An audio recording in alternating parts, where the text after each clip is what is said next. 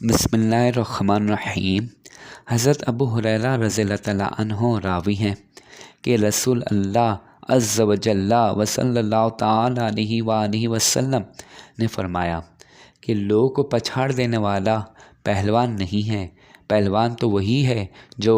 غصے کے وقت اپنے نفس کا مالک ہے۔ حدیث کا مطلب یہ ہے کہ عام طور پر لوگ اس شخص کو بہت ہی طاقتور اور پہلوان سمجھتے ہیں جو دوسروں کو پچھاڑ دے اور لوگ اس کو نہ پچھاڑ سکیں، لیکن اللہ و رسول کے نزدیک بہت زیادہ طاقتور اور پہلوان وہ شخص ہے کہ اگر وہ کسی کو پچھاڑ نہیں سکتا لیکن اس میں قوت حلم اور طاقت برداشت کا اتنا عظیم خزانہ ہو کہ وہ شدت غیظ و غضب کی حالت میں بھی اپنے نفس پر پورا کنٹرول اور قابو رکھتا ہے، اور غصے کی حالت میں بھی اس سے کوئی ایسا فعل صادر نہ ہو جو عقل یا شریعت کے خلاف ہو، بلکہ عین غضب کی حالت میں اس کے غصے کے جوش پر اس کا ہوش غالب رہتا ہو، جس کی وجہ سے وہ کوئی خلاف شریعت حرکت نہ کر سکے۔ اس سے لوگوں کو پچھاڑنے والا نہ تو شریعت کی نگاہ میں کوئی قابل تعریف کارنامہ انجام دینے والا ہے، نہ دنیا و آخرت میں کسی مدح و ثنا کا مستحق اور اجر و ثواب کا حقدار ہے، مگر عین حالت غیظ و غضب میں جو شخص اپنے نفس پر کنٹرول اور قابو رکھے اور اس طرح اپنے نفس امارہ پر غالب ہو کر اس کو دبائے رکھے کہ گناہ کا صادر ہونا تو بڑی بات ہے، اس کے حاشیہ خیال میں کسی گناہ کا تصور بھی نہ گزرے، یہ شریعت کی بارگاہ میں یقیناً دنیا و آخرت کے اندر لائق صد تحسین و آفرین ہے، اور دونوں جہاں میں انعام و اکرام کے اجر و ثواب کے قابل ہے۔ دو طرح کی طاقتیں ہوتی ہیں، ایک جسمانی طاقت، ایک روحانی طاقت۔ جسمانی طاقت یہ ہے کہ کسی کو پچھاڑ دینا، بہت زیادہ بوجھ اٹھا لینا، مضبوط چیزوں کو توڑ ڈالنا، یہ ساری جسمانی طاقتوں کے کارنامے ہیں، مگر نفس پر کنٹرول، شہوانی اور غضبانی طاقتوں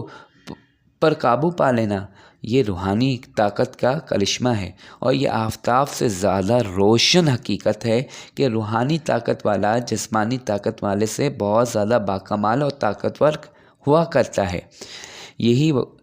وہ حقیقت ہے کہ جس کی طرف اشارہ کرتے ہوئے ڈاکٹر اقبال نے کہا کہ کوئی اندازہ کر سکتا ہے اس کے زور بازو کا، نگاہ مرد مومن سے بدل جاتی ہیں تقدیریں۔ غصہ کسی خلاف طبیعت چیز بات پر کسی خلاف طبیعت چیز یا بات پر نفس کو جوش مارنا، اس کیفیت کا نام ہی غصہ ہے۔ غصہ بذات خود نہ اچھا ہے نہ برا، غصہ اپنے اچھے یا برے اثرات و ثمرات کے لحاظ سے اچھا یا برا ہوا کرتا ہے۔ اگر کسی انسان میں بالکل ہی غصہ کا مادہ ہی نہ ہو تو وہ انسان بہت سے انسانی کمالات سے محروم رہ جاتا ہے،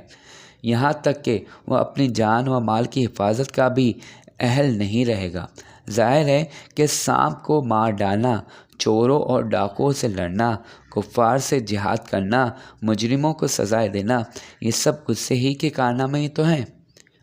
اگر سانپ کو دیکھ کر آپ کو غصہ نہ آئے بلکہ اس پر پیار آ جائے تو آپ سانپ کو دیکھ کر فوراً ہی اس کو اپنے کلیجے سے چمٹا لیں گے اور اس کے چکنے چکنے منہ کا بوسہ لینا شروع کر دیں گے، اور وہ چند ہی منٹ میں آپ کو عدم آباد کا ٹکٹ دے دے گا، اور ذرا دیر میں نہ آپ ہندوستان میں رہیں گے نہ پاکستان میں، بلکہ بغیر ویزا پاسپورٹ کے آپ قبرستان میں پہنچ جائیں گے۔ یہ غضبی قوت اور غصے کی طاقت ہی کا کرشمہ تو ہے کہ آپ سانپ کو مار کر اپنے سرمایہ حیات کی حفاظت کا سامان کر لیتے ہیں، اور آپ کو اپنے دشمنوں پر غصہ آتا ہے، اس لیے تو کیسے کیسے خوفناک ہتھیار اور ان کی گرفتاری کے لیے کیسے کیسے تیز رفتار ہوائی جہاز اور راکٹ آپ نے ایجاد کی ہیں۔ یہی ساری جنگی ایجادات حضرت غصہ ہی کے طفیل تو ہیں جن سے آج دنیا میں چہل پہل ہے۔ اگر موسموں کے مظالم، جاڑے گرمی اور بدن کی عریانی پر آپ کو غصہ نہ آتا ہو تو یہ سینکڑوں قسم کی پوشاکیں کہاں سے تیار ہوتی۔ اس کی ایک مثال، ایک ایگزامپل یہ بھی ہے کہ اگر کوئی چور ڈاکو سامنے آئے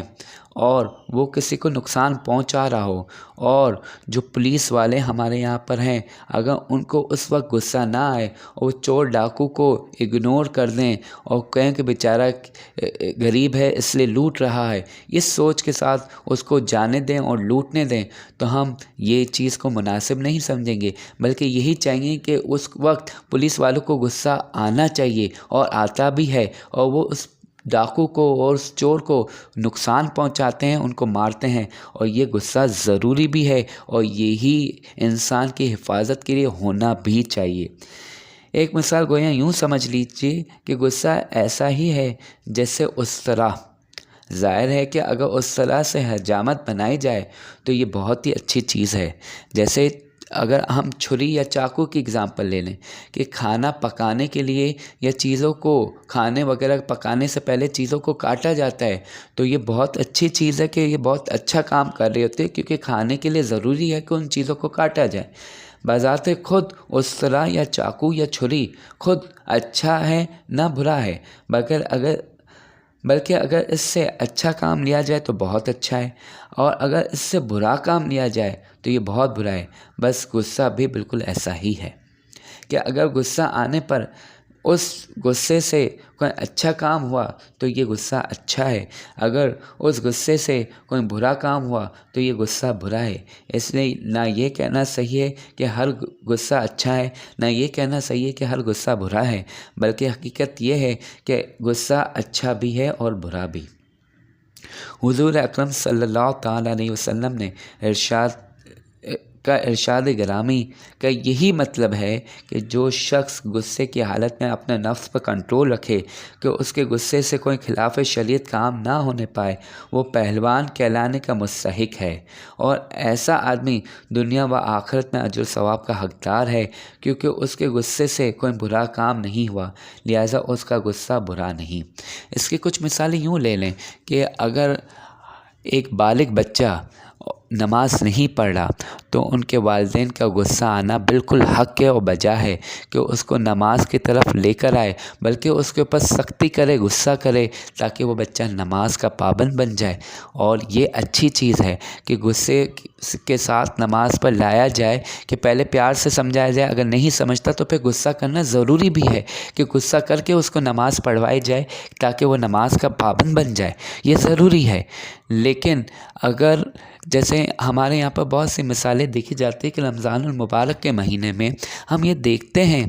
کہ لوگوں کو بہت زیادہ غصہ آ رہا ہوتا ہے، اور کبھی کبھار وہ غصہ بلا وجہ ہوتا ہے کہ چھوٹی چھوٹی باتوں پہ اتنا زیادہ غصے میں آ جاتے ہیں کہ اپنے منہ سے الٹے سیدھے الفاظ نکالتے ہیں، اور کبھی کبھار لڑنا شروع ہو جاتے ہیں کہ اگر کسی کی بائک ذرا سی ٹچ ہو گئی تو بہت برے الفاظ منہ سے نکالے جاتے ہیں، ہاتھا پائی کرنا شروع کر دیتے ہیں، لڑنا شروع کر دیتے ہیں۔ یہ مناسب عادت نہیں۔ کبھی کبھار کھانا لیٹ ہو جائے، افطاری دیر سے تیار ہو، تب بھی گھر والوں پہ بہت زیادہ غصہ آتا ہے، جو کہ یہ بھی مناسب نہیں کہ گھر والے پتہ نہیں کتنی دیر چولہے کے سامنے کھڑے رہتے ہیں اور کھانا پکاتے ہیں، اور ہمارا ذرا سا غصہ ان کے پورے دن کی محنت کو ضائع کر دیتا ہے، کہ ان کو افسوس ہوتا ہے کہ ہم نے اتنی محنت کی اور آخر کار ہمیں کیا ملا، یہ غصہ۔ تو کبھی کبھار غصہ نقصان دہ ہے، اور ہم اپنے نفس کے